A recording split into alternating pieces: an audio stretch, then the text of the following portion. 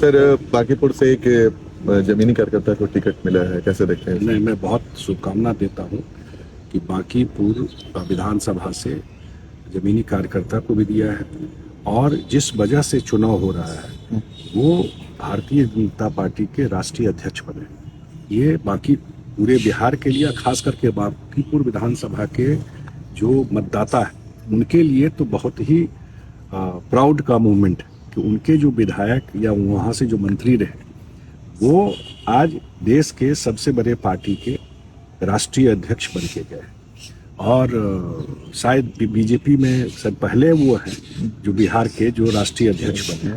मैं बता रहा था लोगों को कि भाई और जो विपक्ष की पार्टी है कांग्रेस पार्टी, उसमें हो सकता है कुछ लोग बने हों, लेकिन परिवार से बाहर वो पार्टी कभी निकली नहीं।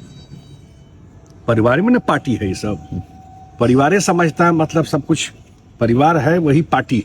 बहुत नेता भी और बहुत पार्टी भी यही चीज समझता है। तो इसलिए बीजेपी में एक वर्कर, नितिन नवीन जी एक वर्कर रहे, उनके पिताजी यहाँ से एमएलए थे और वहां से कहाँ पार्टी लेकर गई, ये आप देखिए। तो इसलिए उसमें बैकग्राउंड में चुनाव हो रहा है और मुझे लगता है जिस तरह से काम बिहार में नीतीश जी के नेतृत्व में एनडीए सरकार में हुआ और आज सम्राट चौधरी जी के नेतृत्व में बिहार के लिए एक डिफाइनिंग मोमेंट है।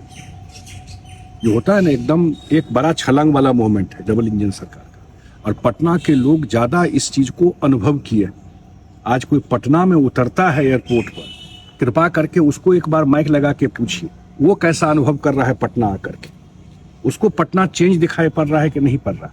एयरपोर्ट से लेकर के जब बाहर निकलता है, अगर कुछ 5-7 साल के बाद आया हो तो शायद पटना पहचान में ना आए। इतना पटना का चेंज, इतना बड़ा चेंज ये एनडीए सरकार ने किया। तो निश्चित रूप से जो वहां के वोटर है बहुत बड़े मार्जिन से एनडीए चुनाव जीता।